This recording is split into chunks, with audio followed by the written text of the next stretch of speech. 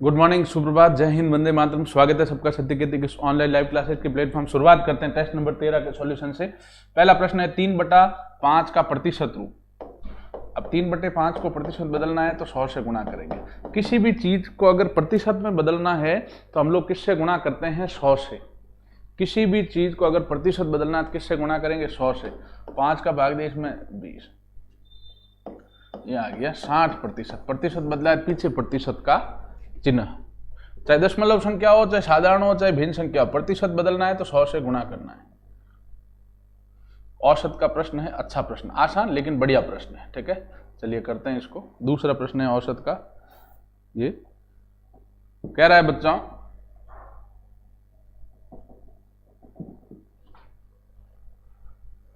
चार बच्चों की औसत उम्र 8 वर्ष है, तो 4 बच्चों की कुल उम्र कितनी हो जाएगी बच्चों? औसत 8 है इंटू 4, 8 चौक 32 वर्ष। ये समीकरण 1 हो गया। कह रहा है पिता की उम्र मिला दी जाए तो औसत उम्र 5 बढ़ जाती,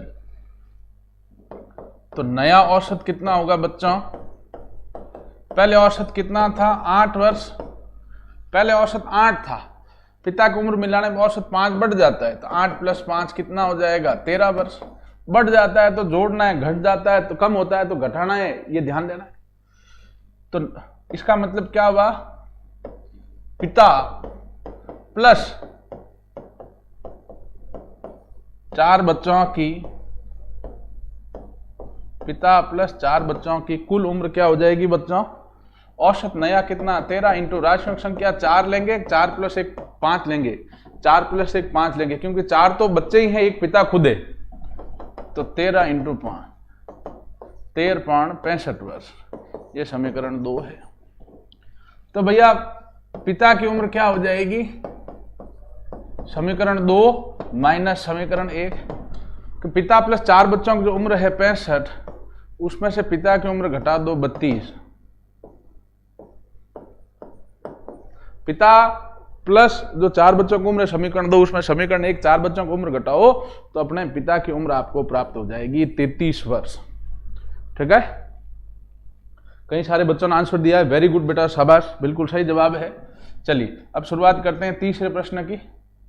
तीसरा प्रश्न जो है वो घातांक का प्रश्न है, आसान सा प्रश्न है भैया, ध्यान दें। सर्वप्रथम हम भाग करते हैं, फिर गुणा, फिर जोड़, फिर बाकी। सबसे पहले क्या हल करते हैं? भाग। सर्वप्रथम भाग हल किया जाता है। अच्छा, गुणा में घाते क्या होती है बच्चों? जुड़ती है। गुणा में घाते हैं जुड़ती है, भाग में घाते हैं घटती है। सर्वप्रथम भाग हल करते हैं, बाकी वैसे। अच्छा, 5 की घात 0, किसी की घात 0 कितना होता है? 1। कोई भी संख्या उसकी घात 0 मतलब 1। अब ये 5 का चिन्ह नहीं दिया, प्लस है, ये माइनस, प्लस माइनस माइनस, 5 का 5 भाग में है तो घातें घट जाएगी, 5 - 3 प्लस आधार 2 का 2, गुणा में घातें जुड़ जाएगी, 3 + 2 प्लस 7 है 1, 5 की घात 5 में 3 गया 2, प्लस 2 की घात 5 प्लस 7, 1 माइनस 5 × 25 प्लस 2 की घात 5 मतलब 32, 2 को 5 बार गुणा करोगे तो प्लस 7 प्लस प्लस 32 1 33, 33 और 7 40 - 25। उत्तर आपके निकल के कितना आ जाएगा? 15। ठीक है, तो सर्वप्रथम हम किसको हल करेंगे बच्चों? इसमें आंसर 15 आएगा बेटा।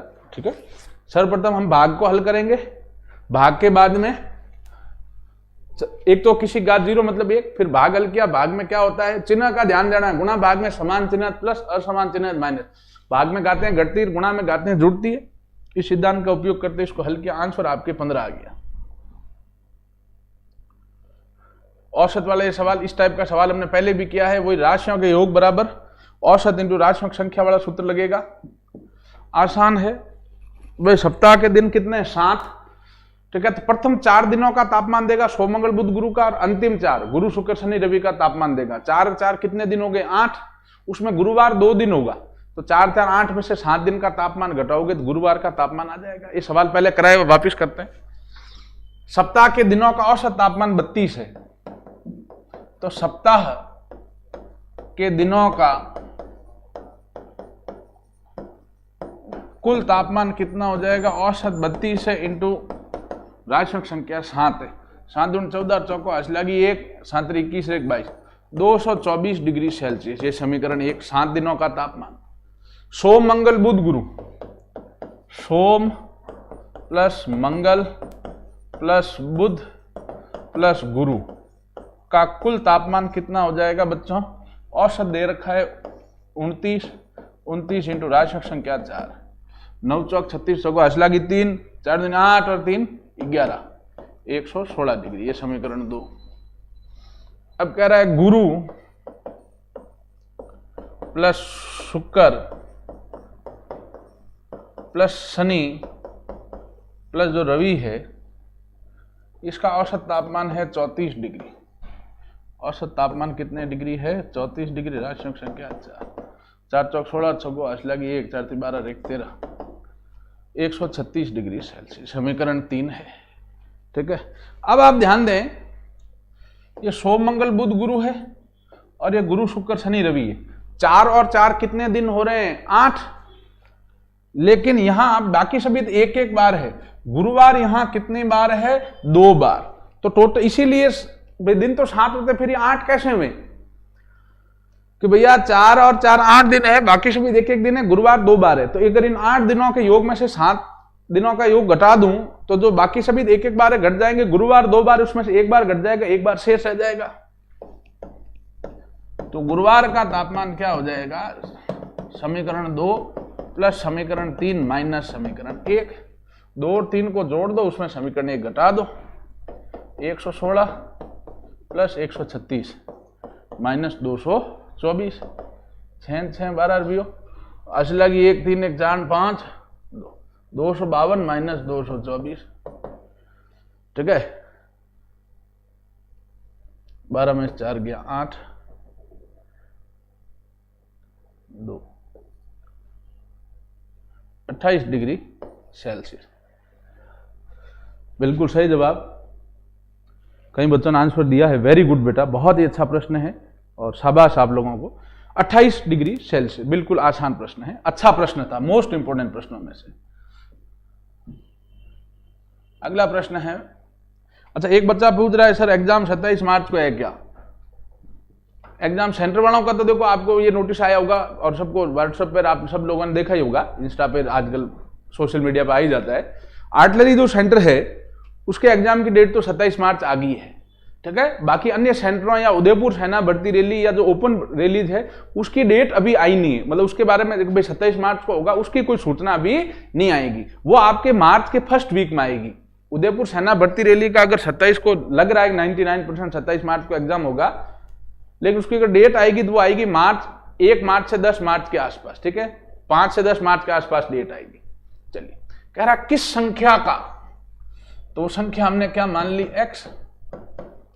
किस संख्या का, तो भाई x का कितना कि 7.5%। कितना होना चाहिए कि 300। ठीक है भैया। तो x का मतलब गुणा मिश्र भिन्न है, साधारण भिन्न बदलते हैं। 7 दूनी 14, तिरछा गुणा करके ऊपर वाली संख्या जोड़नी है। 7 दूनी 14, 14 और 1 15, 15/2 बराबर 300। तो x इंटू 15/2 है, ये प्रतिशत का चिन्ह हटाया, बटे में 100 लाया, 2 और 100 के बीच में चिन्ह नहीं, चिन्ह गुणा का बराबर 300। x बराबर 300 इंटू 2 इंटू 100, 2 और 100 गुणा में, सॉरी भाग में गुणा में लेके जाओ, 15 गुणा में भाग में ले, 15 का भाग 30 में दिया, 2 बार x आ गया 20 40, 40 इंटू 100 4000। किस संख्या का है भैया? 4000। और आप चाहो तो ऑप्शन से भी कर सकते हो। 4 ऑप्शन आपको दिए हुए होंगे, चारों ऑप्शन का कितना परसेंट निकाल लो? 7.5%। जिसका मान 300 आए, आपका वही आंसर क्या है बच्चों? वही ऑप्शन क्या है? करेक्ट है। ठीक है। तो ऑप्शन से भी कर सकते हैं। हर दूसरा तीसरा सवाल आप लोग ऑप्शन से कर सकते हैं। ये इसमें ऑप्शन से ये सवाल करना चाहिए। इसके मैं ऑप्शन अभी लिख के मैं इसको हल करवाता हूं। ठीक है। अच्छा, इसमें पूछा है 4 ऑप्शन, इसके मूलों की मूल होंगे या मूलों की प्रकृति पूछी, तो इसको ऑप्शन से करने की जरूरत नहीं है। मूलों की प्रकृति, मूल हो गए मतलब मूलों की प्रकृति पूछी है। मूलों की प्रकृति किससे निकलती बेटा? डी से। देखो यहां a कितना है? 3, पहली संख्या a होती है, दूसरी संख्या b होती है। पहली संख्या a कितना है 3, b कितना है 6, तीसरी संख्या c होती है। देखो आप इसमें समझो, मूलों की प्रकृति के लिए विभक्तिकर निकालना पड़ता है, मैं अभी बताऊंगा। उसके लिए ABC निकालते हैं। a क्या, जो पहली संख्या होती है वो a 3, दूसरी संख्या b 6, तीसरी संख्या c 2। अगर माइनस का होता जैसे 6 तो -6 लेते, चिन्ह समेत ले लेना है। ABC हो गया, तो हम क्या निकालते हैं, विभक्तिकर। विभक्तिकर D जो है, विभक्तिकर D का सूत्र क्या होता है, b² - 4ac। b कितना है 6 का स्क्वायर -4 इंटू a कितना है 3 इंटू c कितना है 2, 6 36 -4 3 12, 12 दूना 24, d कितना आया 12। अब d 12 आया, मतलब d क्या है 0 से बड़ा, d 0 से बड़ा है तो ये याद रखना है, लिखा हुआ है। तो मूल कैसे होंगे, वास्तविक व असमान। ये आपका आंसर है। मूलों की प्रकृति पूछी है, कई बार तो सूत्र सीधा ही पूछा जाता है। ध्यान देना कि विभक्तिकर का सूत्र क्या है कि d, विभक्तिकर को d से प्रदर्शित करते हैं। विभक्तिकर का सूत्र है b² - 4ac। विभक्तिकर d का सूत्र क्या है, b² - 4ac। कई बार ये सूत्र सीधा पूछा जाता है बेटा, और कई बार हमें ये d का मान निकालना पड़ता है। तो यहाँ ABC रखना। ABC क्या है, पहली संख्या a है, दूसरी संख्या b, तीसरी संख्या c है। चिन्ह समेत लेके रखना। d यहाँ 0 से बड़ा आया, ये मैं एक बार लिखवा देता हूं भाई। d के 3 मान आ सकते हैं। d या तो 0 छोटा आएगा, या d क्या आएगा 0, या d 0 से बड़ा आएगा। कोई संख्या या तो माइनस में आएगी, या कोई संख्या 0 आएगी, या कोई संख्या 0 से बड़ी आएगी। तो इस स्थिति में क्या करना है, d 0 छोटा है तो क्या करना है, ये रट लेना है। d का मान निकालना आता ही है। फिर मूल कैसे होंगे, d का मान तो b² - 4ac सूत्र से निकालना है। फिर अगर मूलों की प्रकृति पूछे तो याद रखना है, d अगर 0 छोटा है तो क्या कहना है, मूल असमान व काल्पनिक है। मूल कैसे हैं, असमान व काल्पनिक। d 0 आ जाता है तो मूल समान होते हैं, ये भी याद रखना है। मूल समान कब होते हैं, जब d कैसा आ जाता है 0 व वास्तविक। ये रखना है सीधा कि d ये होता है तो ये लिखना है, d ये तो ये, d 0 छोटा तो मूल काल्पनिक असमान, d 0 मूल समान व वास्तविक, d 0 से बड़ा है तो मूल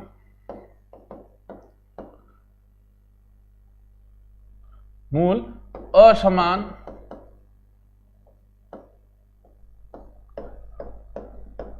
व वास्तविक। d 0 से बड़ा है तो मूल कैसे होते हैं, असमान व वास्तविक। चलिए अब हम आगे चलते हैं, अगला प्रश्न है। अच्छा ये तो सूत्र है भैया लॉग का, ठीक है, ध्यान दीजिएगा। एक सीधा सूत्र है, log a आधार a, ये दोनों संख्याएं बराबर हो तो उत्तर 1 आता है। ये सीधा सूत्र है। तो log 4 आधार 4 है तो आंसर आपका कितना आ जाएगा बच्चों, ये सीधा नियम ही है log का। आपको बताएं, मैं log के नियम पहले पढ़ाया था। अच्छा ये प्रश्न है, इसको हमें ऑप्शन से करना चाहिए। मोस्ट इंपोर्टेंट प्रश्न है बीजगणित का, इस सवाल को हमें ऑप्शन से करना चाहिए। मैं 4 ऑप्शन दे दूंगा इस सवाल में, ठीक है। हर दूसरा तीसरा चौथा सवाल आपके ऑप्शन से हो जाता है। अगर आपको सवाल लेंथी लगता है, आपसे नहीं हो रहा है, तो ऑप्शन से एक बार जरूर ट्राई करें, ठीक है। ये प्रश्न है, मैं इसमें 4 ऑप्शन आपको दे देता हूं। 44, 38, 35, 17 और 26, 17 और 26, 4 ऑप्शन है। अब प्रश्न क्या है बेटा, कह रहा 2 अंकों की संख्या, कितने अंक हो, जैसे ये 44 2 अंकों की, 1 और 2 अंक होने चाहिए टोटल, इकाई और दाई का। 2 अंकों की संख्या के, देखो समझना, इसको सीधा ट्रिक से ही करना है, एक्स वाई मानने का झंझट ही नहीं करना है। ट्रिक से बहुत आसानी से हो जाएगी, ऑप्शन से करोगे। अंकों का योग 8 है, तो पहली बात तो अंकों का योग करो। इसके अंकों का योग देखो तो 4 और 4 8 हो रहा है, बिल्कुल हो रहा है। इसके अंकों का योग 3 और 5 8 हो रहा है। इसके अंकों का योग 1 और 7 8 हो रहा है। इसके अंकों का योग 2 और 6 8 हो रहा है। अंकों के हिसाब से तो देखें तो भैया कोई ऑप्शन कटेगा नहीं। अगर किसी अंकों के योग 7 9 6 होता, उसको हम काट देते। यहां अंकों का योग सबका 8 हो रहा है, ठीक है। दूसरी शर्त देखो, यदि इसके अंकों को यदि इसके अंकों को बदल दें तो संख्या 36 बढ़ जाती है। बदल दें मतलब, बदल दे का मतलब हुआ बच्चों, जैसे 44 है, 44 मतलब इकाई की जगह दाई के अंक, दाई की जगह इकाई का अंक। जैसे 23 है, 23 के अंक बदलो, मान लो तो वो क्या हो जाएगा 32, 3 इधर 2 इधर, 23 का 32। जैसे 26 है, 26 का को अंक बदलो मतलब क्या हो जाएगा वो 62, ऐसे कह रहा है। तो 44 को बदला 44, तो इनका अंतर क्या कितना आ रहा है 0। तो ऑप्शन ए तो नहीं होगा, क्योंकि अंतर आना कितना चाहिए 36, क्योंकि 36 बढ़ना है। 35 है, 35 का उल्टा क्या हो जाएगा बच्चों, अंक बदलोगे 53, अंतर घटाओ, 53 में से 35 घटाओ, ये आएगा 18। क्या ये ऑप्शन है? नहीं। अब 17 है, 17 के अंकों में बदलो 71, ये भी नहीं होगा बेटा। 71 में से 17 घटाओ 54, ये भी नहीं होगा। 26, तो लास्ट ऑप्शन तो खैर होना ही है, फिर 3 ऑप्शन नहीं होते, चौथा चेक करने की जरूरत ही नहीं है। 62 में से 26 घटाओ तो अपना 36 आ रहा है अंतर। ऑप्शन डी आपका बिल्कुल करेक्ट है। तो देखो आप अंकों का योग तो चारों को जोड़ लो, फिर अंक बदलना है, चारों अंक बदल दो, उनका अंतर ले लो। 26 है, 26 का अंक बदलो 62 है, तो भैया ऑप्शन डी आपका करेक्ट हो। अगला प्रश्न है, बहुत अच्छा प्रश्न ये, कितने चक्रों की आवश्यकता होगी? अत्यंत इंपॉर्टेंट है। कुछ क्षेत्रफल आयतन के कुछ फिक्स सवाल जो बार बार रिपीट होते हैं, उनमें से ये एक टाइप का सवाल है, इसको जरूर समझे, बहुत ही अच्छा प्रश्न है।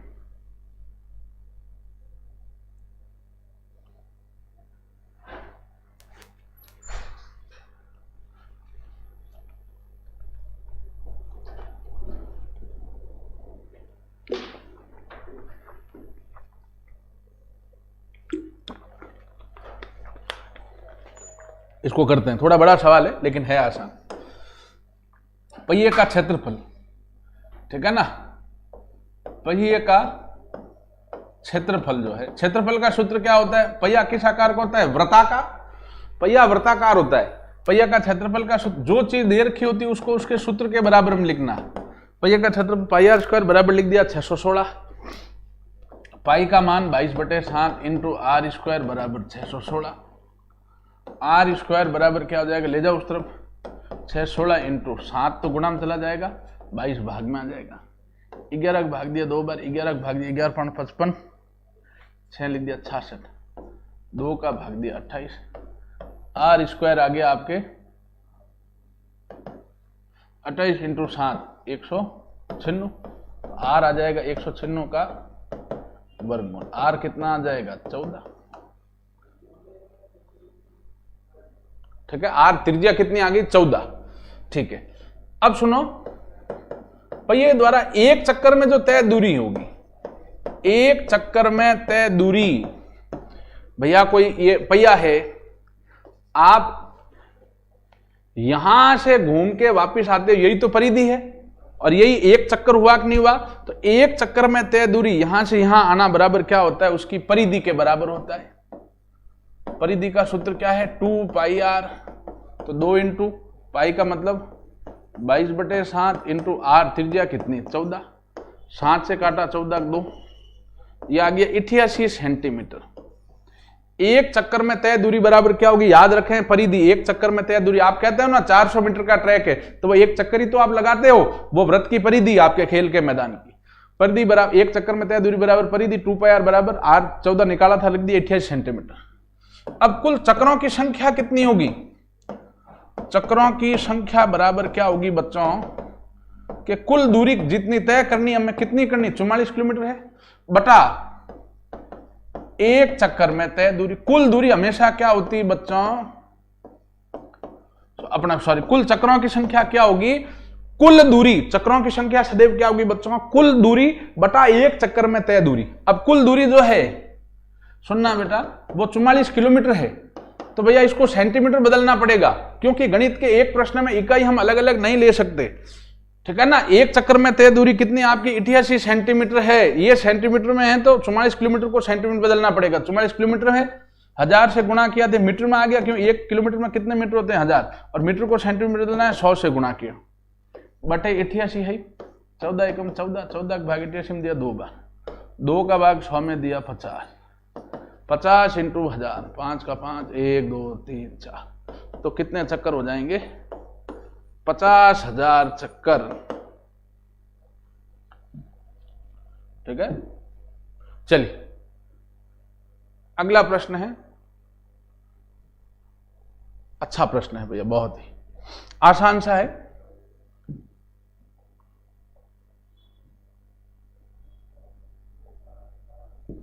इसको करें आप। कितने वर्षों में समय पूछा है, 25% की वार्षिक की दर से कोई धनराशि स्वयं की 3 गुनी हो जाएगी। करें बेटा इस प्रश्न को, स्वयं की 3 गुना हो जाएगी। इसको करें भैया।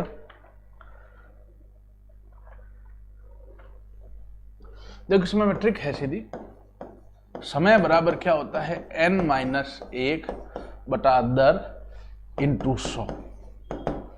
ये कितना गुना कह रहा है, 3 गुना, तो n कितना लिखोगे, 3 - 1 बटा दर कितनी, 25 इंटू 100, 2 बटा 25 इंटू 100, 25 का भाग 100 में गया 4 बार, समय कितने वर्ष आ गया, 8 वर्ष। ठीक है, बिल्कुल सही जवाब, कुछ बच्चों ने आंसर दिया है बेटा, वेरी गुड। तो इस प्रश्न में क्या था, ये ट्रिक याद रखें, कितने वर्षों में समय पूछा है, 25% दर से कोई धनराशि स्वयं की 3 गुना हो जाए। 3 गुना मतलब यहां n 3 लिख देंगे, दर 25, 25 इंटू 100 कर दिया। और अगर वही आपको दर पूछता है तो समय उधर दर इधर, तो दर क्या ले लेते, n-1 बटा समय इंटू 100। ये भी याद रखना है, वही ट्रिक है इसी में, अगर दर पूछता है तो समय दिया तो दर पूछेगा, दर दिया तो समय पूछेगा, तो ये ट्रिक याद रखनी है इसमें। अभी अच्छा प्रश्न है भैया, इसको समझना, लसब मसब का सवाल है, लेकिन इसमें अब एक और चीज जोड़ दी। पहले तो अभी तक के सवालों में लसब मसब में केवल हमें लसब मसब निकालना होता था, अब हमें लसब मसब निकालने के बाद इसको थोड़ा और हल करना पड़ेगा। कह रहा है 4 अंकों की सबसे बड़ी संख्या जिसमें 15, 18 और 24 का भाग पूरा पूरा जाता हो। देखो एक चीज याद रखना, लसब मसब का कोई भी सवाल ऑप्शन से निकाल सकते हैं। बेटा आप क्या करें, 4 ऑप्शन में 4 संख्याएं दे रखी होगी, प्रत्येक में भाग दें 15, 18, 24 का। कई संख्याओं में भाग जाएगा नहीं, कई संख्याएं 4 अंक की नहीं होगी, तो चारों में से 4 ऑप्शन में जो 4 संख्याएं हैं, चारों में इन संख्याओं का 15 का, 18 का, 24 का भाग दे दो, भाग देना आता है। तो 4 में से एक संख्या या 2 संख्या में भाग जाएगा, उसमें से भी जो सबसे बड़ी हो, 4 अंक की सबसे बड़ी संख्या उन ऑप्शनों में जिसमें इनका भाग जाता है, वही आपका आंसर है। तो आप ऑप्शन से भाग देके देख सकते हैं, 4 अंकों की सबसे बड़ी संख्या जिसमें इनका भाग जाए, तो जिन जिन में भाग जा रहा है उसमें जो 4 अंक की भी और जो उन सब में सबसे बड़ी हो, वही आपका आंसर होगा। और यूं देखें तो पहले तो हम क्या निकालेंगे, लसब। भाई दी गई संख्याओं का भाग सदैव किस में जाता है, लसब में। लसब निकालते हैं, 15, 18, 24, 2 का भाग दिया 15 में नहीं गया वैसा, 18 में गया 9, 12, 14 में गया 12 बार, 2 का भाग 15 में नहीं गया वैसा, 9 में नहीं गया वैसा, 12 में गया 6 बार, 2 का भाग 15, 9, 6 में 3 बार। अब नहीं जा रहा, 3 का भाग 5, 3, 1, अब 3 का भाग 5, 1, 1, अब 5 का भाग 1, 1, 1। लसब क्या आ जाएगा, 2 into 2 into 2 into 3 into 3 into 8, 24, 72, 72 into 5, 360। अब लसब आ गया 360। क्या ये उत्तर है बच्चों? नहीं। 360 में इन संख्याओं का भाग तो जाएगा 15, 18, 24 का, लेकिन ये 3 अंक की संख्या हमें पूछी, 4 अंक की सबसे बड़ी संख्या। तो 4 अंक की सबसे बड़ी संख्या होती कौन सी, 9999। इसमें 360 का भाग दे दो। ठीक है, भाग दिया इसमें, ये जाएगा 2 बार, 720, घटाओ इसमें 9, 7, 2। अब उतारा 9। अब ये कितनी बार जाएगा, एक बार गुणा कर लेते हैं। 7 बार जा रहा है क्या, हाथ संग बिगड़ने से भी आस लगी, 4, 7, 21 से 4, 25, 7 बार जा रहा है। ठीक है, तो ये कितना है, 0 का तो 0 आ जाएगा और 252। घटाओ इसमें से कितना आएगा, 9, 7, 2, 0। ठीक है। सबसे पहले तो इसका भाग दिया 36 का, तो 2 बार 720 घटाया, ठीक है ना, तो 9 9 7 2, ठीक है। फिर हमने ये 360 का भाग दिया इसमें, तो 0 का 0 खैर, ये 36 इंटू 7 252 आ रहा है, तो ये घटा दिया 25 52, 279 शेष रहेगा, ठीक है।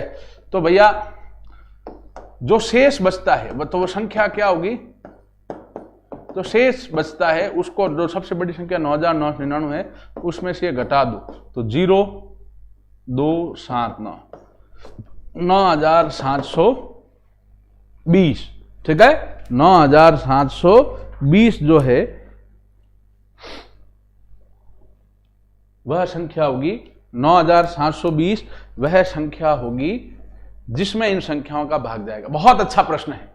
अभी तक हमें पूछता था कि भाई फला फला संख्या का भाग पूरा पड़ जाए। देखो इसको ऑप्शन से कर सकते हैं, 4 ऑप्शन है, चारों ऑप्शन में इस 15 18 24 का भाग दो। अब वो 4 अंकों की सबसे बड़ी संख्या जिनमें भाग जाए चारों ऑप्शन में, वही आपका करेक्ट ऑप्शन से सवाल को बच्चों हम कर सकते हैं।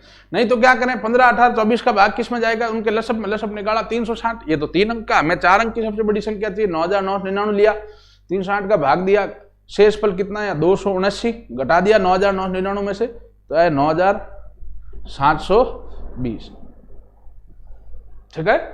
कई बच्चों का आंसर आया, शाबाश बेटा। अब ये प्रश्न है, देखो ये प्रश्न तो संख्या पत्ती का ही है।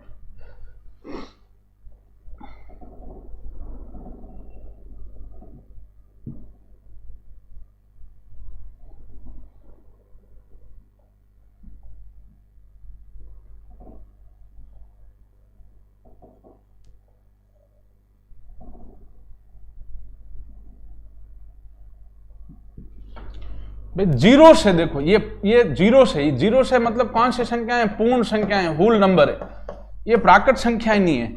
होल नंबर का योग का सूत्र क्या होता है, n इंटू n माइनस 1/2। ये ध्यान देना, ये 0 से है बच्चों, ये 1 से नहीं है। 1 से होती तो प्राकृत संख्या होती, सूत्र होता है n इंटू n प्लस 1/2। पूर्ण संख्या है तो इसका सूत्र क्या है, योग का, पूर्ण संख्याओं का योग का सूत्र n इंटू n माइनस आता है, ध्यान रखना है, प्राकृत नहीं है, पूर्ण है।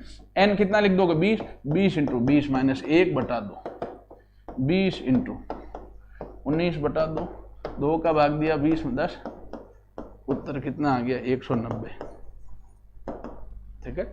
उत्तर कितना आया 190। अगला प्रश्न करते हैं भैया, समय कार्य का प्रश्न है।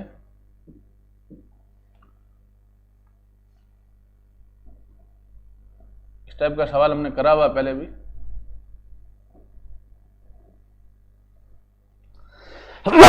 सॉरी,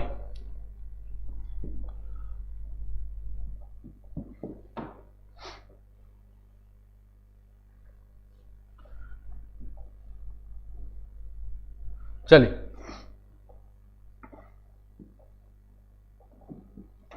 कह रहा रमेश किसी काम को 20 दिन में करता है।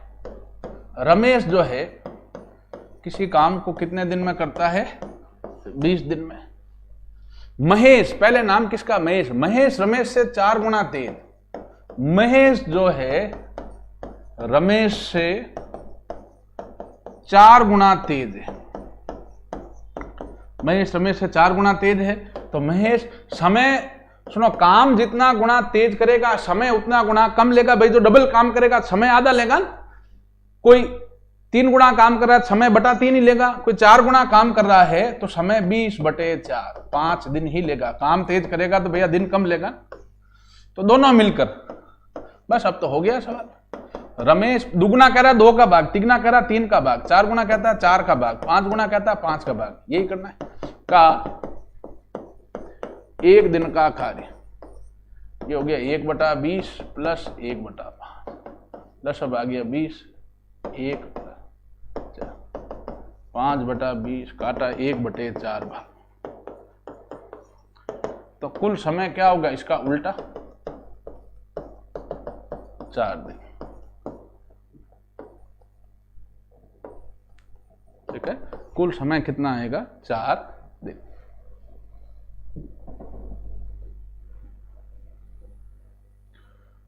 आयु का प्रश्न है,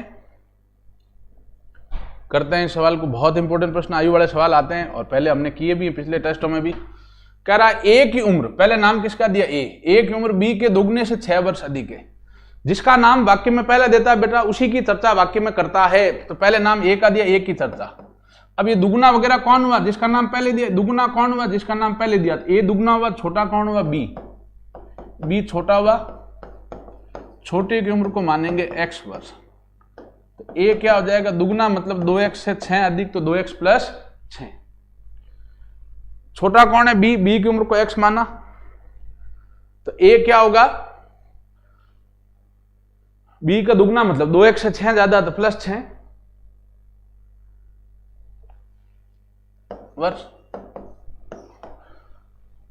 अब कह रहा है 10 वर्ष पहले, 10 वर्ष पहले कह रहा है, दोनों का योग 24 साल है। आज अगर ये है तो 10 वर्ष पहले ए की उम्र कितनी हो जाएगी, सॉरी बी की उम्र, भाई 10 वर्ष पहले की बात कर रहा है, तो बी की उम्र कितनी हो जाएगी, x माइनस 10। भाई आज से 10 वर्ष पहले मतलब दोनों की उम्र में कितना घटा देंगे, 10। भाई जितने साल पहले करा उतना घटा देना है, या जितने साल बाद करा उतना जोड़ देना है। तो 2x प्लस 6 माइनस 10।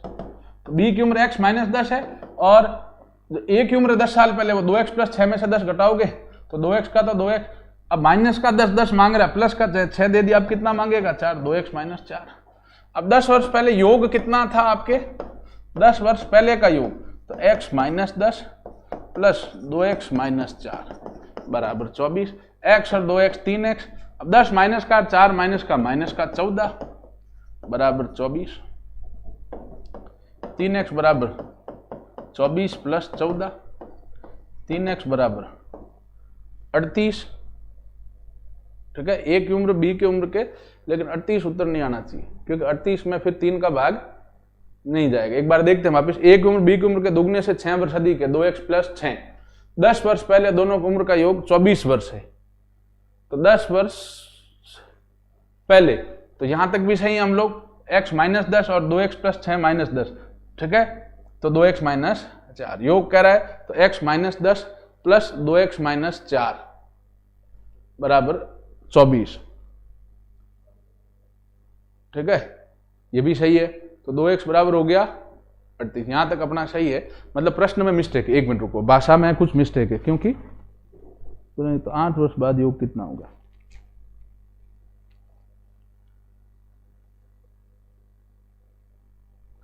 दस वर्ष पहले योग 24 है, तो 1 मिनट, और इसमें ये प्रश्न मिस्टेक है। मैं आपको संख्या दूसरी दूंगा जिससे करेक्ट हो जाएगा। 10 साल पहले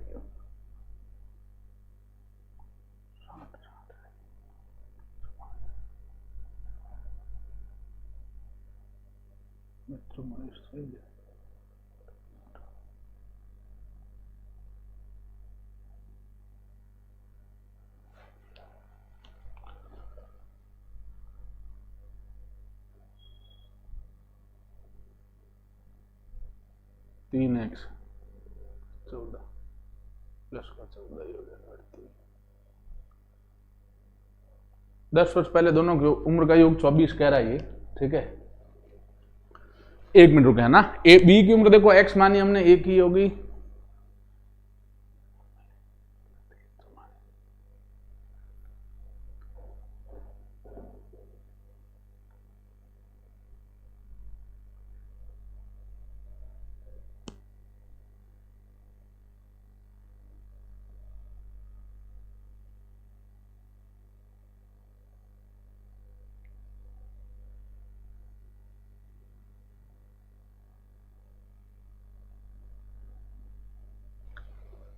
आप ऐसा कर लें, 34 अगर मान लें, इसको 34 मान लो यहां ये, ताकि अपना सही आ जाए मान। यहां हमें करेक्शन के रूप में या 34 मान लें आप लोग। अगर यहां हम 34 मान लेते हैं बेटा, ठीक है, यहां हम कितना मान लेते हैं 34, यहां 24 की जगह कृपया 34 मान लें। ठीक है, तो फिर अपना योग सही आ जाएगा, क्योंकि ये नहीं तो फिर पॉइंट ऑन जाएगा, कोई मतलब नहीं। ठीक है, ये मिसप्रिंट था। तो ये अगर 34 वर्ष है कि भाई उम्र का योग 34 वर्ष है, ठीक है, तो 34 इधर रह गया, तो 3x माइनस ये 14 माइनस के इधर आया प्लस का, तो x कितना हो जाएगा बच्चों 48। 3x बराबर x कितना हो जाएगा 48/3, x आ जाएगा 16। x मान लो 16 आया है, x कितना आ गया 16, x 16 आया, b की उम्र कितनी हो गई 16 वर्ष, ठीक है। और a की उम्र कितनी हो गई 2 इंटू x 16 प्लस 6, 16 दूना 32 प्लस 6 कितना आ गया 38, b की 16 आ गई, a की आ गई 38, ठीक है। कह रहा 8 वर्ष बाद योग। देखो प्रश्न में भी क्या पूछा है, वर्तमान उम्र नहीं पूछा, 8 वर्ष बाद का योग पूछा है, तो b की उम्र 16 ही है प्लस a की उम्र 38 है, प्लस 8 साल बाद तो b की उम्र भी 8 बढ़ेगी, a की उम्र भी 8 बढ़ेगी, टोटल ये हो जाएगा 32 और 38, ये हो जाएगा 70 वर्ष मान। अगर ये संख्या लेते, यहां संख्या देखो हमें करेक्शन कर देना, 34 लेते हैं तो योग इसमें कितना आ जाएगा 70। मिसप्रिंट था तो ध्यान दें, सवाल दोबारा समझें भाई। वाक्य में पहले नाम किसका दिया a का, तो a की उम्र b के दुगने से, तो दुगना कौन हुआ a, ठीक है। तो a बड़ा हुआ तो छोटा कौन हुआ b, छोटे की उम्र को x मानना है, b को हमने x माना तो a की उम्र क्या हो जाएगी दुगना, तो 2x से 6 ज्यादा तो प्लस 6। 10 वर्ष पहले तो दोनों में से 10 घटाया, x माइनस 10, इसमें से 2x प्लस 6 माइनस 10, तो 2x, अब 6 प्लस का 10 माइनस का 4, दोनों की उम्र का योग मैंने 34 लिखवाया है, तो अगर दोनों की उम्र का 34 लिखें तो क्या हो जाएगा x और 2x 3x और 10 माइनस का 4 माइनस का -14 बराबर 14 माइनस के इधर है प्लस का 48, x 48/3, x आ गया 16। b की उम्र हमने 16 x ही मानी थी, b की उम्र आ गई 16, a की उम्र 2x प्लस 6, 16 में 32 और 6 38, 8 वर्ष बाद उम्र तो योग तो 16 प्लस 38 प्लस 8 साल बाद प्लस 8 प्लस 8 70 वर्ष आ गया भैया, ठीक है। चलिए अब हम आगे बढ़ते हैं, अगला प्रश्न, ये तो गणितीय श्रृंखला है बच्चों।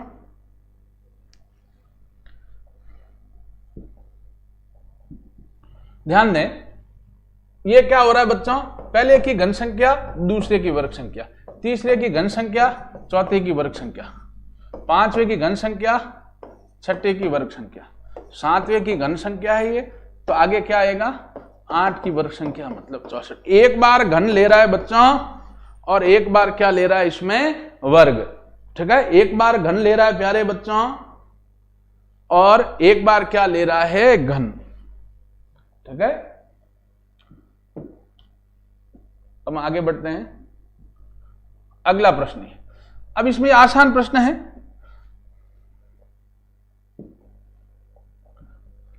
इस टाइप के प्रश्न में क्या होगा, कोई एक शब्द जैसे elephant elephant elephant elephant, camel camel camel camel, monkey monkey monkey, मतलब कोई एक शब्द बार बार रिपीट होगा, उसमें से कुछ वर्ण उड़ा देगा, ठीक है ना, और 4 ऑप्शन देगा। अगर आपको सीधा शब्द देखने से पता चलता है तो बहुत अच्छी बात है, सामान्य तो पता चल जाएगा, नहीं पता चलता है तो इसको ऑप्शन से करना है। क्या करना है, 4 ऑप्शन मान लो दिए में, चारों ऑप्शन, प्रत्येक ऑप्शन का मान लेके पूरी खाली जगह में क्रमशः लिखते जाओ, अपने आप कोई पैटर्न बनेगा। तो चारों ऑप्शन में से एक ऑप्शन रखने से आपका पैटर्न बनेगा, वो आपका आंसर है। नहीं तो ये सीधा ही हमें पता चल रहा है किसकी स्पेलिंग है बच्चों, मैंगो की MANGO, MANGO, MANGO, तो आंसर क्या हो जाएगा AGNMG, ठीक है। आपको ऐसे पता चल जाता है, ऐसे नहीं तो चारों ऑप्शन से आप क्रमशः लिख के चेक करते चलें, ठीक है।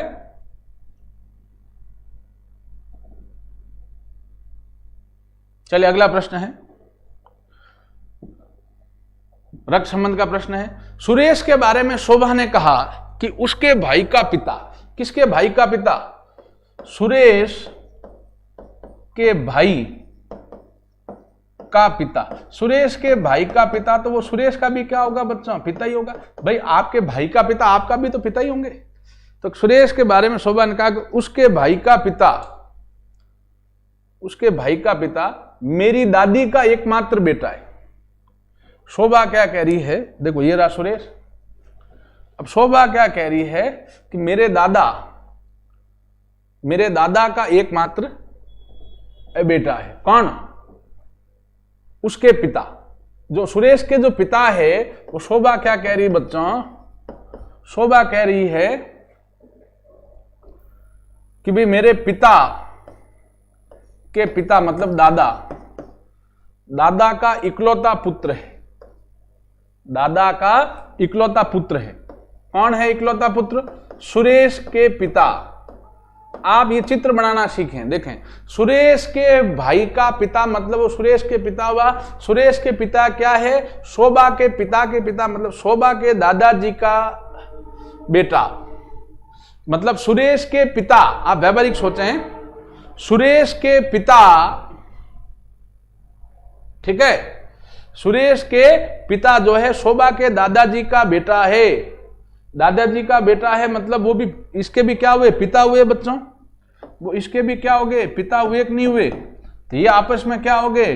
भाई बहन। ये आपस में क्या हो गए प्यारे बच्चों? भाई बहन। अब प्रश्न पूछा है तो बताएं शोभा का सुरेश से क्या संबंध है? पहला नाम है किसका दिया? शोभा का। शोभा का सुरेश से संबंध क्या हो जाएगा? बहन। आंसर क्या आएगा बच्चों? बहन। ठीक है, चलिए अब हम इससे आगे चलते हैं।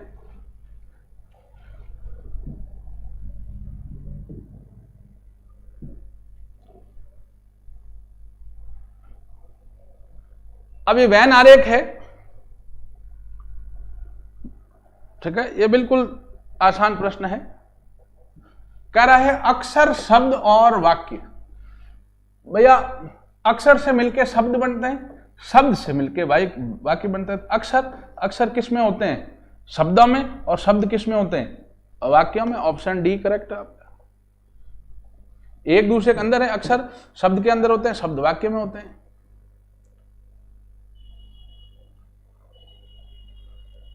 ये दर्पण प्रतिबिंब का प्रश्न है बेटा। दर्पण प्रतिबिंब में क्या करना है? घुमा के रखना है ऐसे।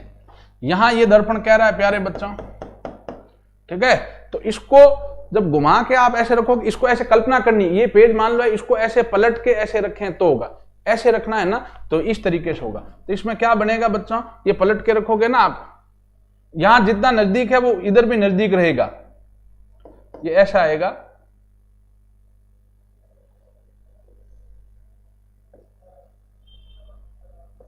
ये लगभग इस तरीके का आएगा, ठीक है ना। क्रॉस तो ऊपर रहेगा, ये तो है नहीं, यहां क्रॉस रहना है। ऑप्शन बी करेक्ट है आपका।